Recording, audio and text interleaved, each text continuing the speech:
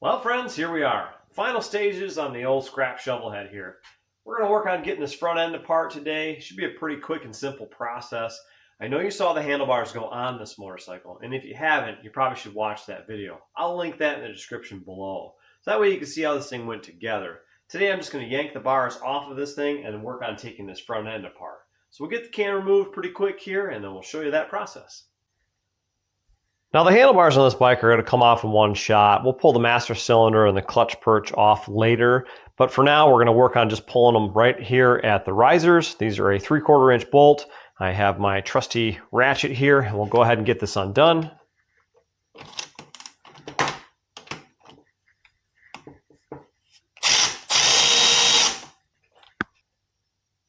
So in preparation to take this front end apart, I actually want to remove the legs from the triple trees themselves. There are a couple of bolts that run through here that may be resting on the legs or the tubes themselves. I'm not sure.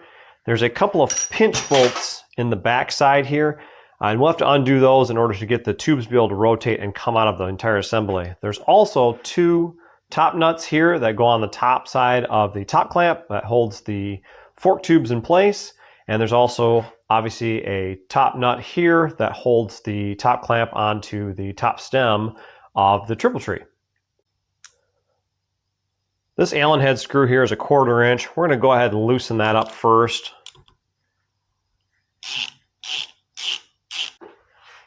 On the back side there's a pinch bolt. This is a 5/8 pinch bolt. We'll go ahead and loosen that up next.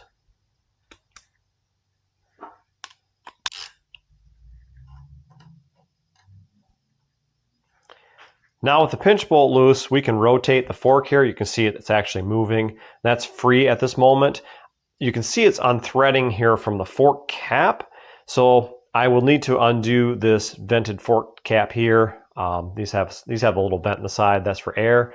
Once I take that out, then I should be able to slide these tubes out of the triple trees, but I'm not going to do that just yet. We're going to move to the other side. We're going to undo these two parts and then work on this top nut in the end. Again, we'll pull our 5/8 pinch bolt. We'll loosen that up.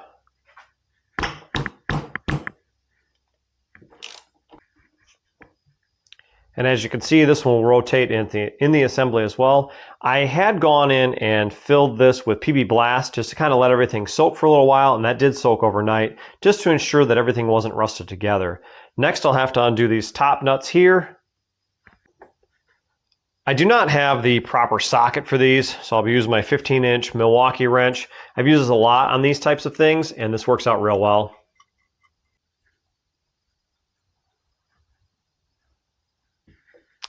Inside there's also a rubber gasket, and you'll want to kind of pull that out. So we'll pry that out of place.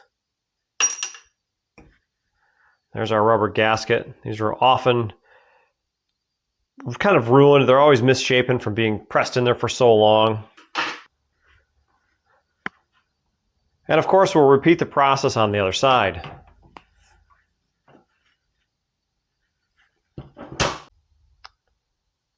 Now with our fork caps out of the way, we can focus on the steering stem here. There's our steering stem nut. I'll loosen this up next. The steering stem is also on there I'm not sure what the exact torque spec is on these, but they're usually really kind of tough to get off. One of these days I'll get a socket for that and it'll help it with a breaker bar, but I was able to get it with my 15-inch wrench, and now I'll be able to unscrew this. And as you can see, the fork legs here are starting to separate. They're starting to come down, and if I twist on this and pull on the frame, I should be able to pull the fork legs all the way out. As you can see, the right leg is out of the top clamp here. I should be able to repeat the process on the other side. I will have to brace the frame in order to be able to pull the legs all the way out, so I'll need to get the frame kind of tipped up so I can pull these out properly. What I've gone ahead here and done is move the frame onto the table supporting one of the legs. This allows me to keep the frame from tipping and keep one of the legs in place. Now I can guide the fork leg out of both of the triple trees, and as you can see, that leg is free. Now that I still have the frame braced onto the table, you can see that the front leg is resting on the table, the frame is resting on the table, and there still is this forward weight where the frame wants to tip this way. So what I'll have to do is I'll have to move the frame itself closer to me, brace the frame with one hand, and pull the fork tube with the other hand. It's easier to pull fork legs when you have an engine and transmission in because you have the counterweight. But when you don't have that, you have to keep in mind how to take these things apart.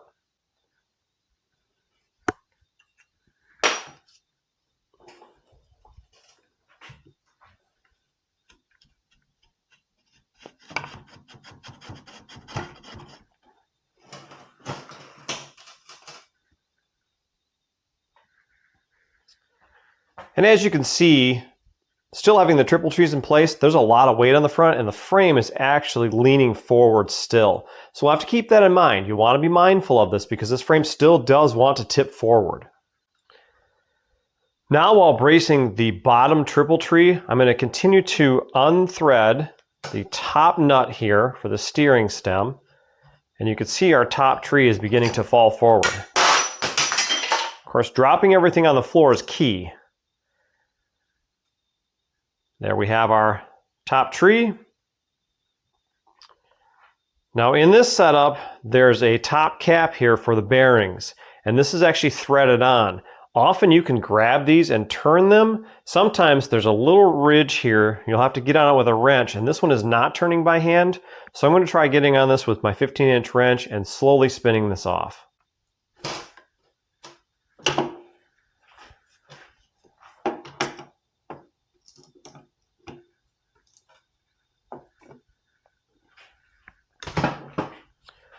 Once you've loosened it up with a wrench, you should be able to turn this off or spin it off by hand.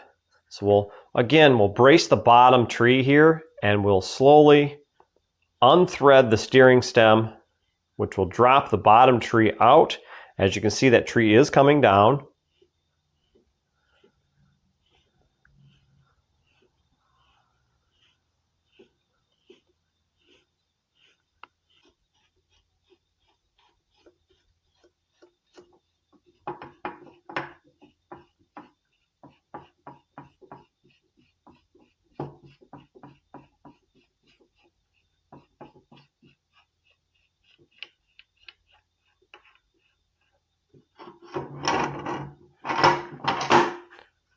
Now that we have this top nut off, we could pull the whole steering stem down and out of the way.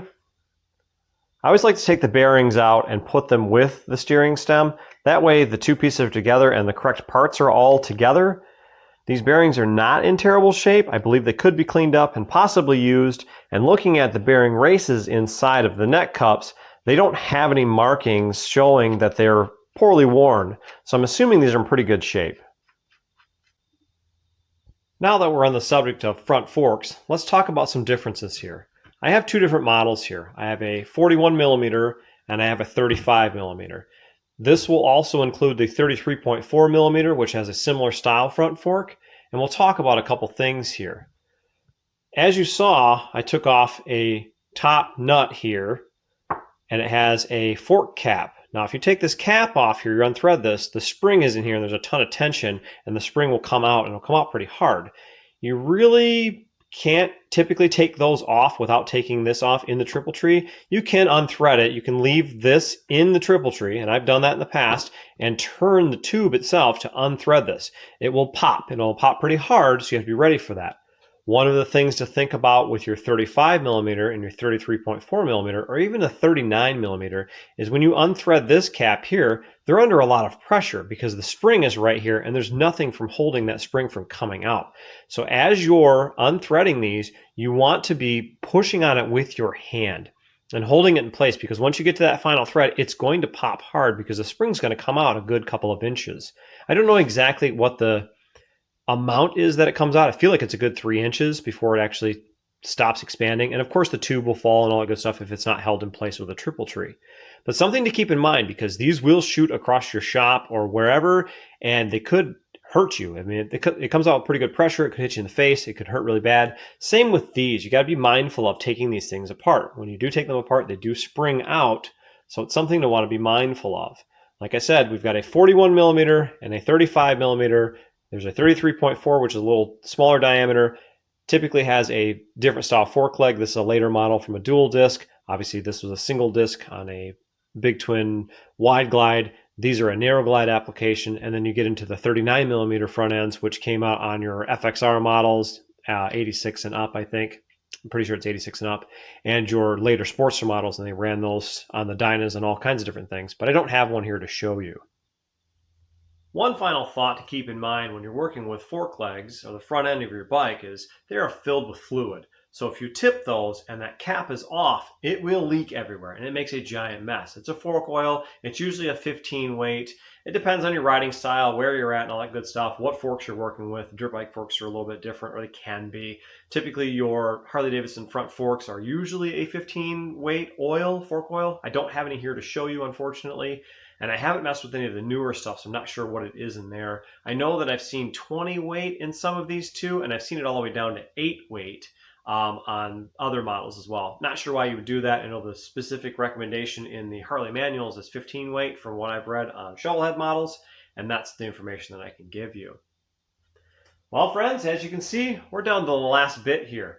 This is a frame and wiring at this point. So the next step is going to be pulling this dash, getting the wiring off, and getting this bike down to its few basic pieces. So the wiring can be sold, the frame can be sold, obviously all the other parts will be sold individually as well. Of course, if you have questions, comments, concerns, or any of that good stuff, drop them in that comment section below. Let's talk about the process of taking a front end off of Harley Davidson. If you like this video, give it a like, give it a thumbs up. If you've enjoyed this content and you haven't been subscribed yet, hit that subscribe button. I've got a ton of stuff coming out soon, and I want you guys to follow along. And if you want to be informed, you want to be a part of it all, hit that subscribe button. Well, friends, it's been fun. We'll catch you next time.